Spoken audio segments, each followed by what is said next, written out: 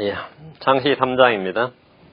오늘은 여자가 뱀에게 이르되 2절, 3절 여자가 뱀한테 한 말입니다. 지난 시간에는 뱀이 여자에게 이르되 했고요. 오늘은 여자가 뱀에게 이르되, 여자가 뱀에게 이르되. 여자는 뱀에게 두 마디 했죠. 2절, 3절 두 마디 했어요. 그게 대화의 전부인데 굉장히 중요합니다. 2절, 3절 같이 있습니다. 여자가 뱀에게 이르되 우리가 동산의 나무들의 열매는 먹어도 되나 동산의 한가운데 있는 나무의 열매에 관하여는 하나님께서 이르시되 너희는 그것을 먹지도 말고 만지도 말라 너희가 죽을까 염려하노라 하시었느니라 하매. 좀 하나님께서 이르시되 여자가 뱀에게 이르되 the woman said 할 때 여기요. 하나님께서 이르시되가 저 뒤로가 있는데 여기 이제 사람이 인용할 때 하나님께서 이르시되 뭐 하나 기록되어시되 성경 말씀하시길 이렇게 이게 사실 맨 앞으로 가야 됩니다. 항상 그지? 항상 그래요. 이제 죄의 원인 오늘은 여자가 뱀에게 이르되 죄의 원인, 죄의 기원, 특성, 사람에게 어떻게 죄가 들어왔는가 뭐 이런 부분에 대한 겁니다. 잠깐 기도하십시다. 은혜로운 주 하나님 아버지 감사합니다. 주께서 복을 주셔서 저희가 이 역사의 기록들, 저희가 이 세상에서 배울 수 없고 학교에서 배울 수 없고 일반 책을 통해서 사람들을 통해서 전혀 배울 수 없는 그런 이 역사적 진리들, 또 영적 진리들, 성경의 기록을 통해서 주의 계시와 말씀을 통해서 배웁니다. 아버지 하나님께서 지혜와 계시형을 충만하게 부어주시고 깨달음을 주실 간구하고 주님께서 이 시간 속 이 말씀을 통해서 저희가 진리를 분명하게 알 수 있도록 도와주시고 확신 가운데 가도록 인도해 주시옵소서. 성령께서 저희를 늘 감동해 주시고 또 감화해 주시고 비추임을 주시길 간구합니다. 감사드리며 주의 성기도합니다. 아멘. 지난 시간에 뱀이 여자에게 이르되 한 제목으로 뱀의 정체 신원을 살펴봤습니다. 오늘은 여자가 뱀에게 이르되라는 제목으로 세상에 죄가 들어온 원인과 죄의 특성에 대해서 살펴보겠습니다. 뱀과 여자의 대화를 통해서 마귀는 어떻게 사람을 속이는지 또 사람을 어떻게 해서 속았는지 어떻게 해서 죄를 범했는지 알 수 있습니다. 창세기 3장에는 마귀의 관계와 마귀의 속임수, 마귀의 올무, 마귀의 정죄 등 마귀의 가르침과 마귀의 교리 등이 상세히 나와 있는데 이것이 창세기 20장까지 쫙 이어집니다. 이건 변하지 않습니다. 여자는 마귀가 누구인지, 왜 자신에게 왔는지, 목적이 뭔지 이런 것에 대해서 사실 전혀 알지 못했습니다. 마귀가 모든 의의 원수고 속이는 자요, 살인자고 하나님의 대적자라요. 거짓말쟁이라는 사실을 이때는 전혀 파악하지 못했습니다. 우리는 여자는 알지 못하지만 지금 우리는 알고 있죠. 우리는 역사에는 뒤늦게 지금 뭡니까? 그 당시 여자는 알지 못했지만 우리는 지금 알고 있는 상황이고요. 지금 우리는 에덴의 여자보다 마귀에 대해서 훨씬 더 많은 것을 알 수 있습니다. 이는 우리 주님께서 마귀의 정체와 그의 목적과 특성과 사역 등에 대해서 환히 밝혀주시기 때문입니다. 마귀, 사탄, 또 큰 용이라 불리는 옛뱀은 왜 에덴에 왔느냐? 왜 에덴에 왔습니까? 우리 주님께서 요한복음 10장 1절에 도둑이 오는 것은 다만 도둑질하고 죽이고 멸망시키려 함이거니와 했습니다. 이 목적으로 왔습니다. 도둑질하고 죽이고 멸망시키려 함이거니와. 이걸 이렇게 말씀하심으로 마귀의 사역과 의도와 목적을 분명히 계시해 주셨습니다. 마귀는 사람이 받은 하나님의 복을 빼앗기 위해서 왔습니다. 마귀는 에덴을 빼앗고 세상을 빼앗기 위해서 왔습니다. 마귀는 살인자로서 그들을 죽이고 멸망시키러 왔습니다. 창세기 3장에서 나타난 마귀의 이런 특성은 영원토록 결코 변하지 않습니다. 우리 주님은 마귀가 처음부터 살인자요 거짓이 아비임을 분명히 말씀하셨습니다. 마귀는 지금 현재도 삼킬 자를 두루 찾아다니고 앞으로도 마찬가지입니다. 대전서 5장 8절에 너희 대장 마귀가 울부짖는 사자같이 두루다니며 삼킬 자를 찾나니 했습니다. 하지만 구원의 대장 되신 예수 그리스도는 마귀와 마귀 일들을 멸하러 오셨습니다. 그래서 좋은 군사로 부름받은 성도들은 누구나 이 마귀를 대적하고 승리할 수 있습니다. 주님은 믿음의 선한 싸움을 싸우라고 하셨습니다. 마귀는 대화의 상대가 아니고 타협의 상대가 아닙니다. 마귀와는 우리가 언약을 맺거나 공존의 대상이 아닙니다. 에덴에서 뱀이 여자를 속인 같이 지금도 여전히 성도들을 속이고 있습니다. 자, 1절 말씀입니다. 이제 뱀은 주 하나님께서 만드신 들의 어떤 짐승보다 더 강교하더라. 그가 여자에게 이르되 그가 뱀이 말이에요. 그가 여자에게 이르되 참으로 하나님께서 말씀하시기를 너희는 동산의 모든 나무에서 나는 것을 먹지 말라 하시다니 하니. 이 뱀은 이제 지난 시간에 했죠. 리보야단이라고 했죠. 리보야단. 뱀이 여자에게 이제 말을 했습니다. 뱀이 여자에게 한 말은 질문, 너무 궁금해가지고 또 호기심 차원에서 진짜 진리를 알고 싶어서 그렇게 질문한 단순한 질문이 아닙니다. 답을 얻기 위한 질문이 아니라는 거죠. 마귀의 질문은 의심해보라 이거입니다. 네가 이미 듣고 알고 있는 바, 또 너가 믿고 있는 바를 의심해보라. 비판적으로 생각해보라. 맹목적인 믿음은 불신이다. 하나님의 말씀이라고 해서 문자적으로 믿어서는 안 된다. 우리 유연한 해석을 해보자 이거죠. 아니면 생각을 역으로 해보자. 돌려서 생각해보자. 충분한 검증을 해본 후에 믿자. 이런 식입니다. 그게 이제 목적이에요. 이걸 세상 사람들은 진보적 사고니, 과학적 발전의 기초니, 비판적 사고니, 이게 종합적 판단 능력이냐, 엄청나게 칭찬에 맞지 않는 그런 이 방법입니다. 이게 이제 철학에서는 대화법이라고 그러죠. 네가 인간이냐? 이러면, 내가 인간이지 뭐예요? 그러면서 하는 말이, 인간은 무엇이냐? 내가 이미 알고 있는 바를 그냥 알고 있지 말고, 비판해보고 의심해보라는 거예요. 그래서 제일 자주 묻는 게, 종교자주 묻는 게 이거예요. 너는 누구냐? 그러잖아요. 너는 누구냐? 그럼 할 말이 없게 만드는 거예요. 계속. 너는 누구냐? 너는 누구냐? 너는 누구냐? 이게. 오늘 신학교에서 마찬가지죠. 진짜 하나님의 말씀이, 하나님은 계시냐? 하나님의 말씀이 정말 영감이 있느냐? 진짜 성경이 진짜 하나님의 말씀이냐? 그냥 막무가내로 지금까지 믿어왔던 것을 넌 무조건 생각 없이 믿었지 않느냐? 그거 의심해 본 적이 있느냐? 의심해보고, 비판해보고, 판단해보고, 검증해보고, 막 다 해본 후에 나중에 믿어도 되니까 믿는 건 그만두고 의심해보라는 거예요. 그게 지금 1절의 핵심입니다. 그게 1절의 핵심이에요. 현대인들의 철학과 과학과 교육의 접근 방법이 이겁니다. 이 마귀가 인류에게, 사람에게 처음 던져준 이 질문은 6,000년간 변화가 없어요. 모든 학문의 기초가 여기서 시작합니다. 퀘스천 마크를 달아보라 이겁니다. 퀘스천 마크를 달아보라. 내가 이미 알고 있는 것도 그냥 알고 있다고 생각하지 말고 스스로 한번 비판해보고 의심해보라 이거예요. 의심해보라. 심지어 내가 존재하는지조차 의심해본다 이거예요. 내가 존재하고 있는지조차 의심해본다. 그게 실존주의입니다. 얼마나 그 의심을 했던지, 나는 생각한다, 고로 나는 존재한다, 이런 결론이 나올 때까지 의심을 한 거죠. 존재하는 모든 것은 다 의심하고 비판하고 검증한 후에 그 다음에 판단을 하든지 믿든지 하자 이런 겁니다. 성경이 과연 하나님의 말씀인가? 하나님 과연 존재하는가? 기록된 말씀이 과연 기록된 그대로의 의미인가? 성경에 기록된 말이 우리가 지금 알고 있는 의미, 그 개념과 동일한 의미인가? 맞죠? 이런 걸 다 한번 의심해보고, 재정의해보고, 이렇게. 뒤틀어서 한번 보고, 뒤집어서 한번 보고, 이렇게 하자, 이거예요. 그게 지금 뱀이 여자에게 던진 질문이에요. 이런 신학적 접근은 마귀가 여자에게 던진 질문인 것 같은데, 의심과 불신과 비판이죠. 이 세 가지예요. 의심과 불신과 비판. 모든 학문 연구의 기초입니다. 의심과 불신과 비판. 뱀은 주 하나님께서 만드신 들의 어떤 짐승보다 더 간교합니다. 이 뱀은 마귀의 사탄용이라고 불리는 옛뱀, 즉 리오야단이기 때문입니다. 이 뱀은 하나님을 알고 있습니다. 이 뱀은 하나님을 알고 있고 하나님을 믿고 있어요. 이 뱀은 하나님의 말씀을 알고 있습니다. 성경을 알고 있습니다. 이 뱀은 사람을 속입니다. 고린도서 11장 3절에 그러나 뱀이 자기의 간교함으로 이불을 속인 것 같이, 자기의 간교함으로 이불을 속인 것 같이. 의심, 불신, 비판은 과학적 사고의 기초이며 창의적 접근 방법이라며 다가옵니다. 마귀는 죄의 사람이고 사람들에게 죄를 짓게 합니다. 요한일서 3장 8절에 마귀는 처음부터 죄를 짓느니라. 마귀는 처음부터 뭐 한다고요? 죄를 짓느니라. 마귀는 처음부터 죄를 짓느니라. 죄는 사탄의 간교함에 의해서 사람을 통해 이 세상에 들어왔습니다. 자, 중요합니다. 마귀를 통해 세상에 들어온 게 아니라 사람을 통해 들어왔어요. 여기서 중요한 것은 마귀를 통해 죄가 세상에 들어온 것이 아니라 사람을 통해 죄가 들어왔다는 겁니다. 성경의 분명히 한 사람으로 말미암아 죄가 세상에 들어왔다 그러세요. 로마서 5장 12절에 그러므로 한 사람으로 말미암아 죄가 세상에 들어오고 한 사람으로 말미암아, 한 마귀로 말미암아 죄가 세상에 들어온 게 아니라 한 사람으로 말미암아 죄가 세상에 들어왔습니다. 죄를 짓도록 유혹하고 시험하고 속인 것은 마귀가 틀림없습니다. 그렇죠? 그건 뭐 의심의 여지가 없어요. 그러나 속아서 죄를 지은 것은 사람입니다.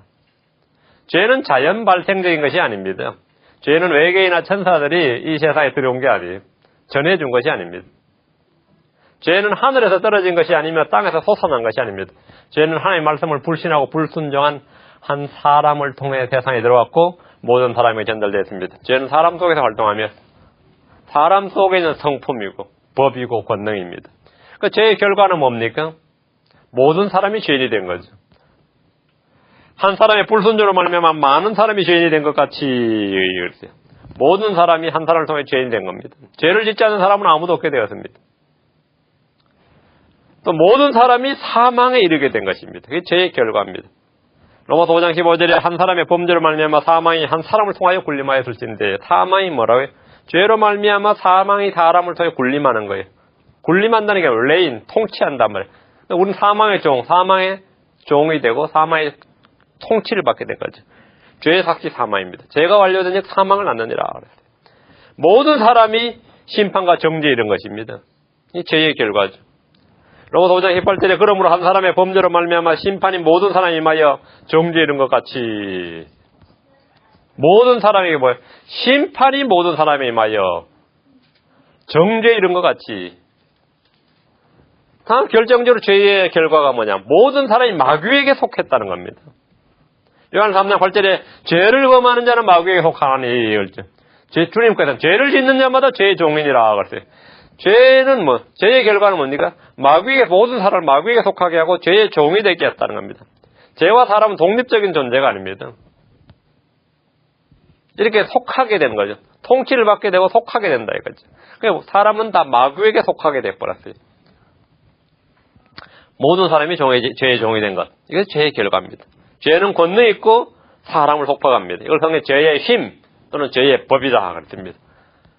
그래서 우리 안에 있는 죄를 용서하시고 모든 죄를 깨끗이 하시고 죄를 제거하시는 분은 하나님이십니다. 예수를 통해 세상 죄를 제거하시며 자신의 피로 우리의 모든 죄를 깨끗이 씻어주십니다. 이 얼마나 놀라운 일입니까? 에덴의 동산에서 한 사람을 통해 들어온 죄는 갈보리 언덕에서 한 사람을 통해 해결되었습니다. 자, 2절입니다. 여자가 뱀에게 이르되 우리가 동산의 나무들의 열매는 먹어도 되나? 이 부분이 가장 중요합니다. 자, 뱀이 뭐라고 말했든지 간에 중요한 사람의 대응과 반응입니다. 거기에 대한 대응이에요. 어떻게 사람은 반응해야 되는가 하죠. 생명과 사망, 의와 죄, 복과 저주의 갈림길이 여기에 있습니다. 바로 2절이 바로 그 갈림길이에요. 선택의 문제입니다. 이것은 판단의 문제. 그렇죠? 여자는 뱀에게 뭐라고 말합니까? yes or no예요. yes나 no로 간단히 답할 수 있습니다. 그리고 물었으면 1절처럼 물면 먹지 말라 하시더냐 하면 no 이렇게 하면 되죠. 먹으라고 그랬다. 이렇게. yes, no로 간단히 답할 수 있습니다. 어렵거나 난해한 질문이 아닙니다. 고도의 사고력이나 추리력을 필요로 하지 않습니다. 뱀의 간결한 질문이나 올무를 간단히 이길 수 있는 것은 말씀에 따라 이 단순 직설이에요. 단순 직설입니다. 주님께서 마태복음 5장 17절에 오직 너희 의사표시는 예할 것은 예하고 아니요 할 것은 아니요 하라.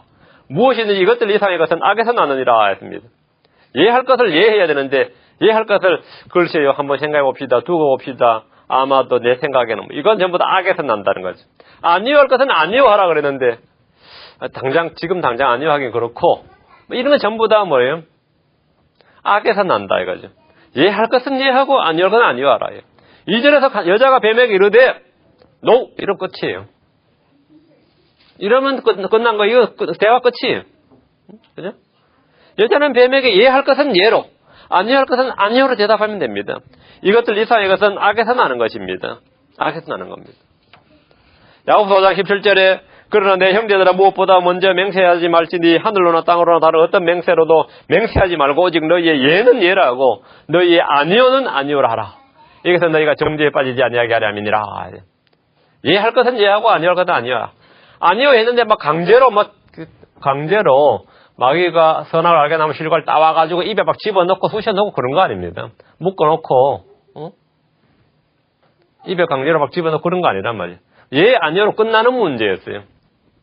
예스 할 것은 예스하고 노 할 것은 노라고 하는 것은 정죄에 빠지지 않는 쉽고도 단순한 성경적인 방법입니다.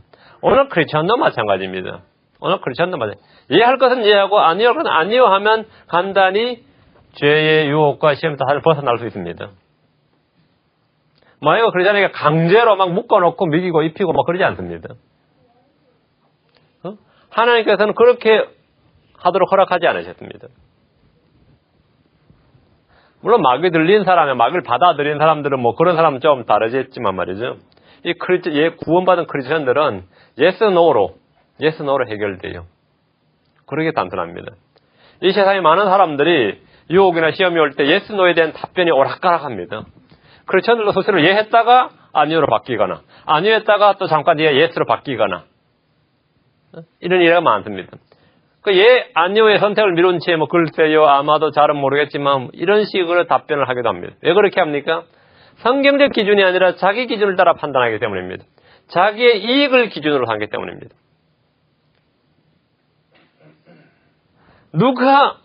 지금 여자는 그래요. 하나님이든 마귀든이 중요한 게 아닙니다. 누구 말이 중요한 게 아닙니다. 그것이 내게 무엇이 더 이익이냐, 누가 내게 더 이익을 주느냐가 중요해요. 무엇이 내게 더 유리한 제안인가, 여길 대해서 이걸로 판단을 하지 누구냐, 그건 중요하지 않다. 세상 사람도 급하면 그래요. 이 상황에서 나를 구원해 준 사람이 그가 곧 나의 하나님이다 그래요. 그게 예수든 부처든 마호메신 상관없다. 나에게 가장 좋은 것을 주고 유리한 건, 나에게 지금 이익이 되는 건, 내 문제를 해결해 준 그 사람이, 그 존재가 나에겐 신이다, 이런 거죠. 이것이 성경에서, 이 세상에서 말하는 합리주의고 실용주의입니다. 그게 합리주의, 실용주의. 나에게 가장 유리한 것, 나에게 가장 잘해주는 것, 내게 가장 좋은 것. 이 자기를 따라 판단하고 자기가 기준이기 때문입니다. 자기 이익이 기준이다. 어느 것이 내게 더 이익인지, 내게 더 유리한 것인지 판단하지 말고 하나님의 말씀에 따라 판단하면 언제나 쉽고 분명합니다. 그리고 사실 그것이 가장 자신에게 유익한 겁니다. 저와 여러분의 기준이 하나님의 영광이나 하나님의 의나 예수 그리스도라면 헷갈리거나 우왕좌왕할 것이 없습니다. 다니엘은 바빌론 궁에서 왕이 주는 음식을 먹어야 하는지 말아야 하는지 고민하지 않았습니다. 몇 날 며칠을 금식하고 기도하면서 이것을 판단을 구하지 않았어요. 고민할 문제가 아니었습니다. 그냥 노예였어요. 선택의 기준이 출세나 성공이나 자기 안전이나 자기 생명이 아니라 하나님의 말씀이었기 때문입니다. 그래서 내 시장이 줬을 때 그냥 노했어요. 그게 노한다는 말이, 황제가, 왕이 주는 음식을 노한다는 말이 거의 자기 안전을 담보로 하자면 거의 위험천만한 일이죠. 이 세상에서도 마찬가지. 신입사원이 고참이나 과장이나 부장이나 사장님이 따라주는 술 한 잔 거부하기도 쉽지 않습니다. 그렇죠? 제가 군대 갔을 때 마치 한 달도 안 돼서, 신병 한 달도 안 됐을 때 중대 회식을 하더라고요. 근데 그 중대장이 그때 뭔 일인지 주전자 하나 들고 다니면서 전 대원들에게 술을 따라주는데 내가 노했다고. 근데 그 표정이 그 순간에, 그 눈빛과 표정이 순간에 싹 변하는데, 술 안 마시냐 그러더라고요. 그랬더니 안 마신다 그랬어요. 응? 근데 그래도 싹 순간적으로 변한 걸 보면, 근데 물론 그냥 지나가더라고요. 그럼 딱 지나가는데, 그 사람들 불려가지고 얼마나 또 그거 거부했다고. 그거 알아서 또 그 장면을 보고 고참들이 알아서 또 갈구더라고요. 근데 그런 것은 흔한 일이죠. 근데 문제는 그런 것을 다 고려하면 판단할 때 어떻게 되죠? 판단할 때 기준이 딱 하나의 말씀 하나만 되면 신경 쓸 게 없는데, 장차 다가올, 나에 다가올 불이익이나 피해나 후폭풍을 생각하면 어떻게 되죠? 그게 판단의 기준이 되면 어떻게 되죠? 그때는 고민이 되는 거죠. 안 그래요? 사람이 왜 고민하느냐 간단해요. 특히 크리스천들이 왜 고민하느냐는 것은 하나님의 말씀을 몰라서 이런 건 잘 없어요. 그건 사실은 성경 그렇게 몰라도 자기 본성에 기록된 양심이나 이성의 법만으로도 웬만큼 판단이 다 가능합니다. 이거 해야 되겠다. 껄끄럽다. 하지 말아야겠다 정도는 성경에 박학해야 판단하는 게 아니에요. 웬만큼은 거의 판단이 다 돼요. 그렇죠. 그래도 왜 판단이 우왕좌왕해요? 그 외에 다른 요소들을 너무나 많이 고려하고 그 판단의 기준을 삼기 때문에 이제 우왕좌왕하는 겁니다. 괜히 이렇게 오늘 이렇게 했다가 다음에 나중에 문제가 생기겠구나, 이런 걸 생각하는 거죠. 그러다 이제 다니엘이 그런 어릴 때 바빌론 궁에 가서 그냥 너무 간단하게 그냥 해버렸단 말이죠. 고민하고 금식하고 기도하고 누구한테 도와달라고 상담하고 그러지 않았어요. 그 거리가 아닙니다. 그건 아예 기도할 거리가 아니에요. 그걸 후에 다니엘 올무에다가 걸려고 하나님께 기도하는 것, 왕 외에 다른 신이나 하나님께 기도하는 것을 완전히 금지하는 법이 만들어질 때, 그 어기면 그냥 사자굴에 집어던져 넣는다. 이렇게. 그럼 법이 만들어질 때 다니엘이 집으로 돌아와서 계속 하던 기도를 계속 해야 되는지 말아야 하는지 고민하지 않았어요. 그럼 판단의 문제 전혀 어려운 게 아닙니다. 예 할 것은 예, 아니요 할 것은 아니요라고 하는 것이 전부였습니다. 다니엘은 음식 앞에서는 노했고 기도의 문제에서는 예스였습니다. 그게 다였어요. 이렇게 기도했다가 후에 내가 잡혀서 사자굴에 던져지고 그럼 난 죽게 되고 죽게 되면 이 민족에게 별로 안 좋고 뭐 이렇게 판단하는 것은 판단의 영역이 아니죠. 하나님의 말씀, 하나님의 예수 그리스도만 기준이라면 사실 저희 삶이 굉장히 단순해질 뿐 아니라 헷갈리거나 고민하거나 우왕좌왕할 일이 거의 없습니다. 나머지 일은 내가 판단해서 내가 할 일이 아닙니다. 하나님이 하실 일이에요. 우리 주 예수 그리스도는 어떤 분입니까? 고린도서 1장 19절에 우리 곧 나와 실로와 누와 디모데가 너희 가운데 선포한 하나님의 아들 예수 그리스도는 우리가 너희 가운데 선포한 이 하나님의 아들 예수 그리스도는 예 하고는 아니요 하신 분이 아니었으며 그분 안에는 예만 있었느니라. 하나님께서는 우리가 선포한 하나님의 아들 예수 그리스도는 말이죠. 항상 예만 있었다. 예수 그리스도는 하나님의 말씀, 그 심지어 자신이 십자가에 죽는 것이라 할지라도 예스 했다 이거예요. 예 하고 아멘 했다는 겁니다. 아니요 하지 않았다 이거예요. 바른 판단과 선택 분별은 그 기준이 자신의 이익이나 안전이나 영광이나 평안이나 자신의 미래가 아니라 하나님의 영광 우리 주 예수 그리스도로 두어야 됩니다. 오늘 크리스천들이 이런 성경적 기준과 원칙이 없기 때문에 사소한 일에도 하나님의 뜻이 무엇인지 어디에 있는지 모르겠다면 많은 혼란을 겪고 예 했다 아니요 했다가 아니요 했다 예 했다가 막 오왕좌왕 하는 것입니다. 자 다시 2절 보세요.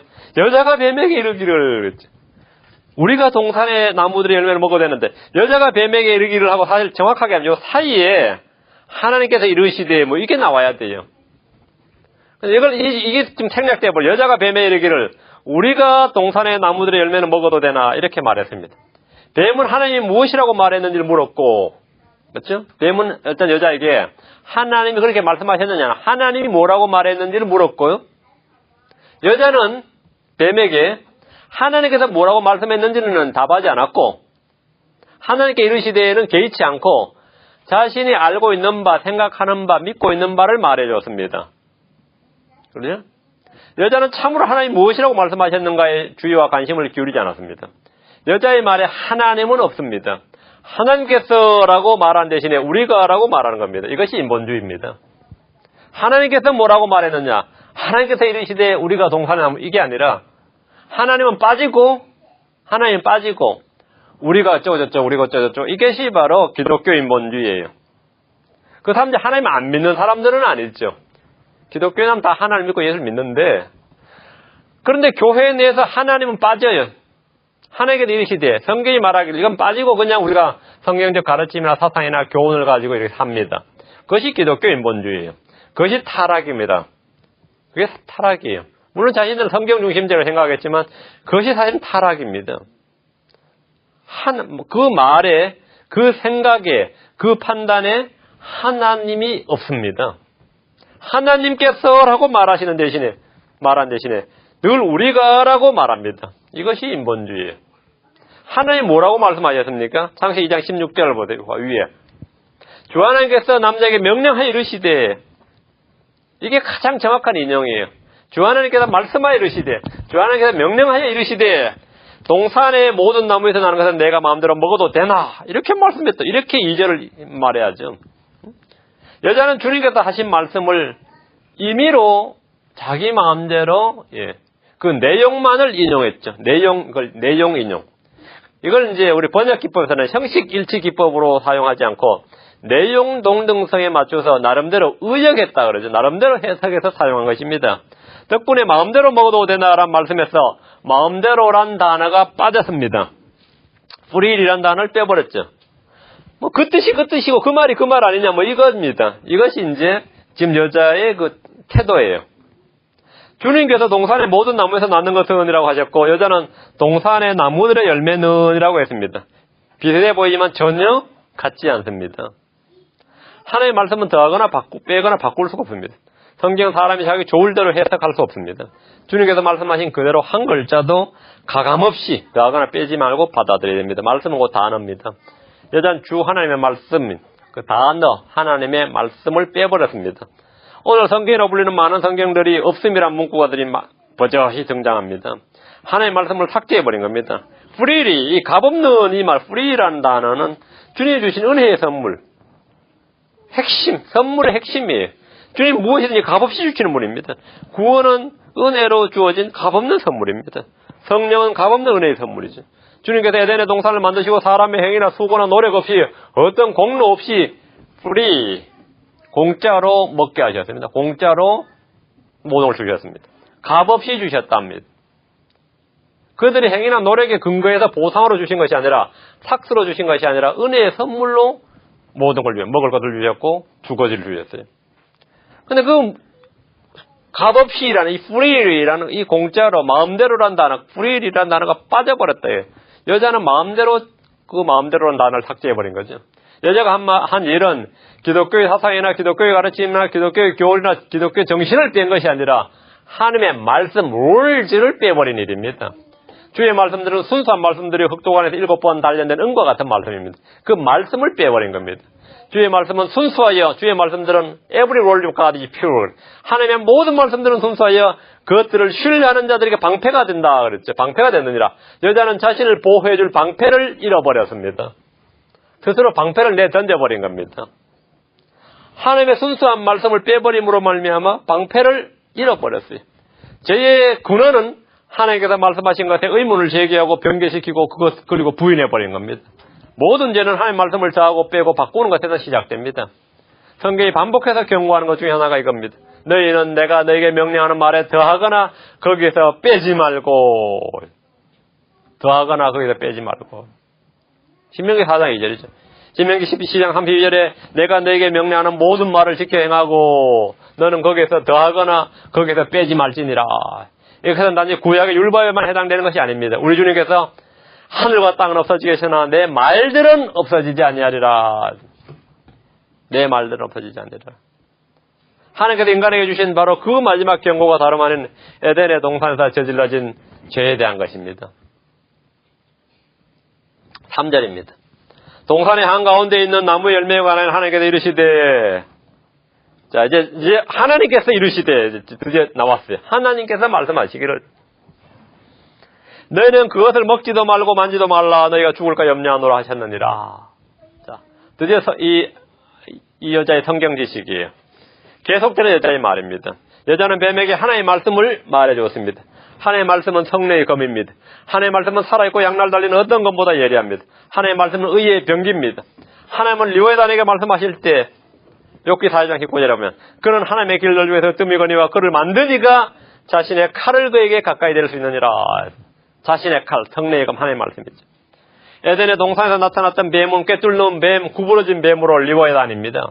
여자에게는 하나님의 말씀이 있었지만 그 말씀을 사용하는 마귀와 싸우는 대신에 마치 오늘날 배교한 신학자들이나 종교인들처럼 말씀을 불신하고 더하고 빼고 바꾸어 버렸습니다. 말씀의 부패와 변개는 사탄의 전술과 전략에 동조한 사람들의 작품입니다. 마귀는 사람의 마음속에 있는 하나님의 말씀을 빼앗아 버립니다. 즉시 와서 말씀을 빼앗아가는 자, 그게 마귀입니다. 마귀는 사람의 마음속에 자신의 씨앗을 뿌려두기도 합니다. 마태복음 13장 25절에 그러나 사람들이 잠든 사이에 그의 원수가 와서 꼭식 가운데서 가라지를 뿌리고 자기 길로 가매.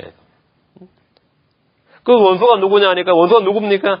가라지를 뿌린 원수는 마귀요 했어요. 그 에덴에서 여자의 마음속에 하나님의 말씀이 빼앗겼거나 그 말씀에 뭐가 더 뿌려진 겁니다. 마귀가 두 가지 사역이에요. 하나님의 말씀을 빼앗아가거나 다른 씨를 뿌리거나. 자, 여자는 말씀을 빼앗기고 자신 안에 마귀가 한 말을 받아들임으로 자기 안에 가라지를 지금 받아들였죠. 더 뿌리는 작업이 시작됐어요.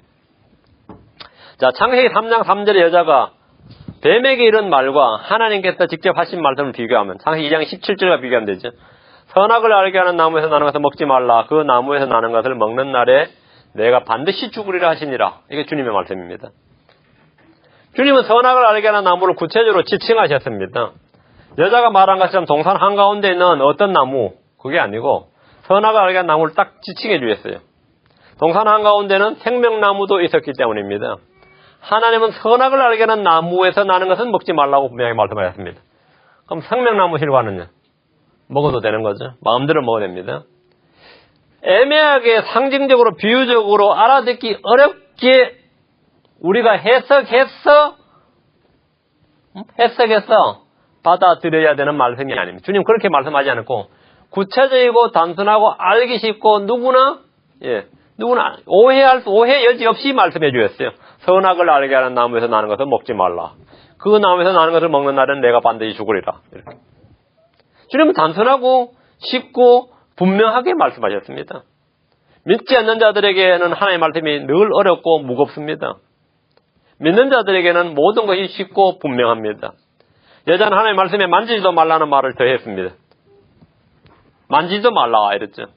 먹지도 말고 만지도 말라. 너희는 그것을 먹지 말라 이랬는데 너희는 그것을 먹지도 말고 만지도 말라. 그냥 말이 나가다 보니까 자기 생각까지 주님의 말씀이 돼버린 거죠.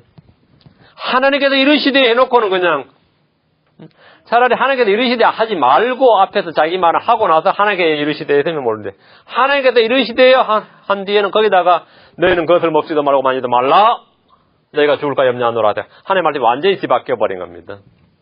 하나님께서 이르시되 해놓고 이렇게 해버린 거죠. 하나님께서 이르시되. 하나님께서 이르시되. 오늘 이거 지금 창세기 2장 17절과 비교하니까 완전히 딴 말이에요. 완전히 다른 말이란 말이에요. 하나님께서 그렇게 말씀 안 하셨는데. 그건 하나님의 말씀이 아닌데 말이죠. 여자는 하나님의 말씀에 만지도 말라는 말을 더했단 말이에요. 그럼 잠언 30장 6절에 너는 그분의 말씀들에 더하지 말라. 그분께서 너를 책망하실 터인즉 내가 거짓말쟁이로 드러날까 염려하노라. 너는 그분의 말씀들에 더하지 말라. 그분께서 너를 책망하실 터인즉 내가 거짓말쟁이로 드러날까 염려하노라. 그 여자는 지금 하나님의 말씀을 더했습니다. 더했어요. 이게 문제입니다.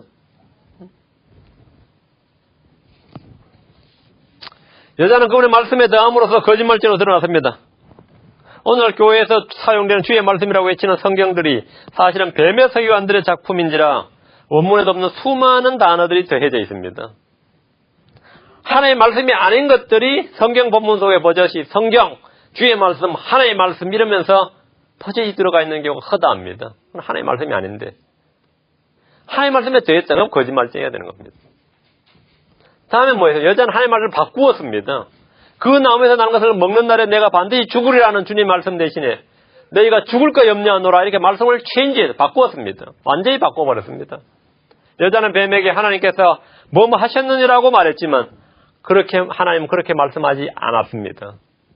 여자는 최초로 하나님의 말씀을 자신이 알기 쉽고 받아들이기 쉽도록 자신의 현실과 실정에 맞도록 업데이트한 뉴 버전을 만든 자기만의 성경을 만든 사람입니다.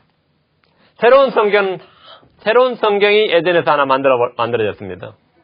에덴에서 New God's Rules 역본이 만들어진 겁니다. 오늘날 계속해서 쏟아지는 새로운 사본, 새로운 역본들의 원조가 바로 에덴의 여자입니다. 자, 그럼 우린 여기서 죄가 어떻게 활동하는가 살펴보겠습니다. 죄가 어떻게 활동하는가. 죄는 속임수를 씁니다. 죄는 속임수를 써요. 그래서 죄의 속임수, 히브리서 3장 13절 죄의 속임수라고 했어요. 사탄은 결코 죄의 삭시나 쓰라린 열매 혹은 마음과 삶에 가져다줄 저주스러운 결과에 대해서 언급하지 않았습니다. 죄는 보기에 즐겁고 사람을 지혜롭게 만들 만큼 탐스럽고 그와 유사한 특징을 가지고 있으며 죄의 쾌락이라서 쾌락도 있습니다. 그 요소에.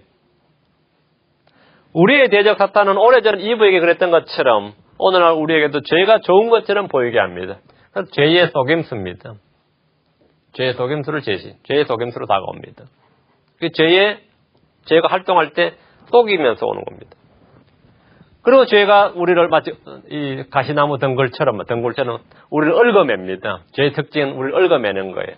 타락한 본성을 지닌 자들에게 죄는 자연스럽게 다가와서 우리를 얽어맵니다. 성경은 우리에게 서서 싸우고 피하고 깨어있고 대항하라, 대적하라고 말합니다. 왜냐하면 죄는 우리를 재빨리 장악해버리기 때문입니다.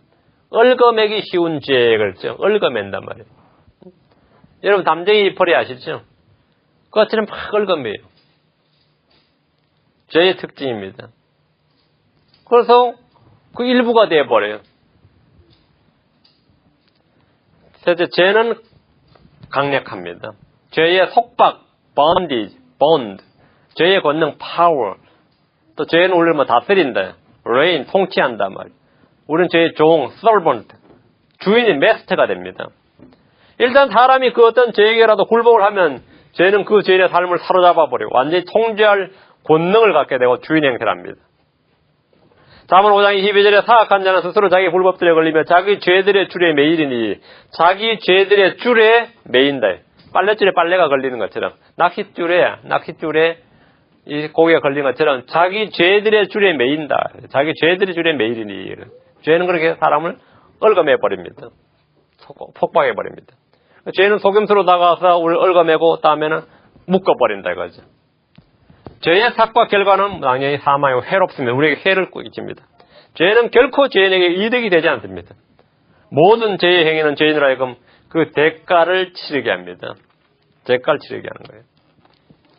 여자가 뱀에게 말하는 것을 볼 때 사람은 처음부터 선악을 알게 하는 나무의 실과를 먹기 전에 하나님께서 부여해 주신 것보다 좀 더 높은 지위를 원했던 것을 볼 수 있습니다.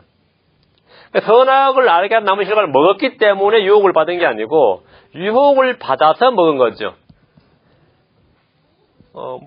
그렇게 먹어서 선악과를 먹고 나서 그 죄의 결과로 말미암아 마귀에게 속은 게 아니다 이거죠. 마귀에게 속고 나서 먹은 거죠. 그러니까 무죄의 상태에 있을 때 사람이 속을 수 있느냐 하면 속을 수 있다 이거죠. 무죄의 상태에 속을 수 있느냐. 왜 무죄의 상태에서 육체의 정욕이 일어나느냐 하면 일어난다는 겁니다.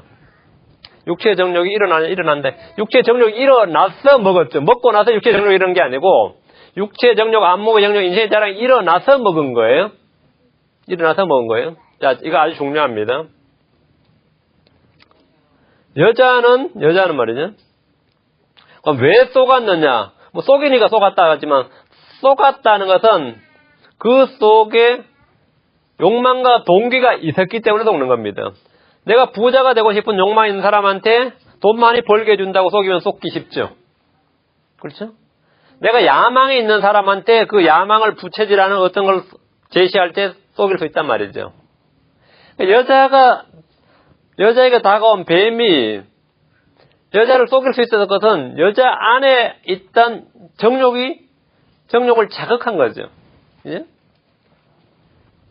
여자는 선악과를 먹기 전에 육체의 정욕과 안목의 정욕과 인생의 자랑이 마음속에 일어났고 선악과를 알기 전에 하나님의 말씀을 부패시켰어요. 죄의 결과로 말씀을 부패시킨 게 아니라 말씀을 부패시켜서 죄에 이른 겁니다. 순서가 중요합니다. 여자는 왜 그랬느냐? 현재 자신보다 높아지고자 하는 마음과 더 나아지고 싶은 마음이 있었어요. 그래서 마귀에게 속았고 불순종의 죄를 범한 겁니다. 에덴의 동산에서 여자가 죄 유혹의 마음에 끌린 것은 바로 하나님이 주신 것보다 더 많이 또는 더 크게 더 높은 것을 원했기 때문입니다. 겸손이란 하나님께서 우리에게 주신 분량, 그 지위를 그대로 받아들인 겁니다. 하나님의 뜻과 관계없이 전진이나 향상이나 변화해보려는 모든 시도는 죄악된 행위입니다.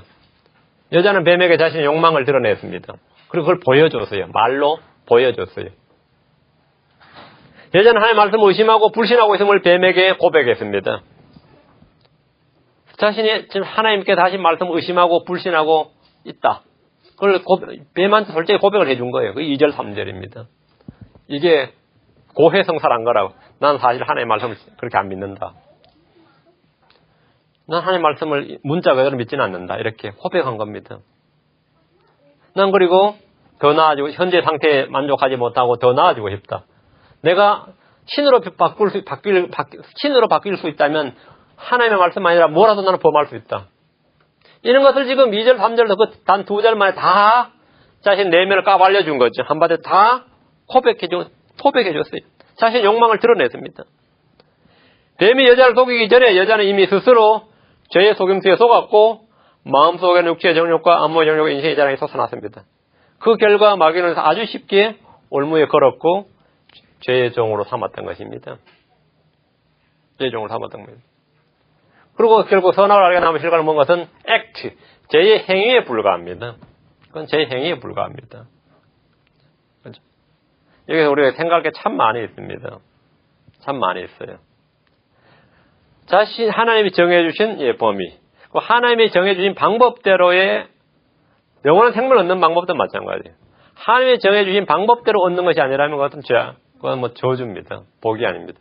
하나님이 정해주신 방법대로 얻는 무엇이 아니면 하나님이 주신 것, 하나님께 받는 무엇이 아니라면 다 소용없습니다. 그러나 하나님께서 받은 것은 그 당연한 것, 그건 아무것도 아닌 것으로 하고 스스로 쟁취하고자 하는 욕망, 스스로 얻고자 하는 그 욕망, 그것이 바로 제2의 시작이 되는 것입니다. 우리 크리스천들도 마찬가지면, 그래서 너희 높은 데 마음을 두지 말고, 너희가 높은 데 마음을 두지 말고, 그렇죠? 높은 데 마음을 두지 말고, 겸손한 자세가 필요하다 이거죠. 오늘까지 하겠습니다.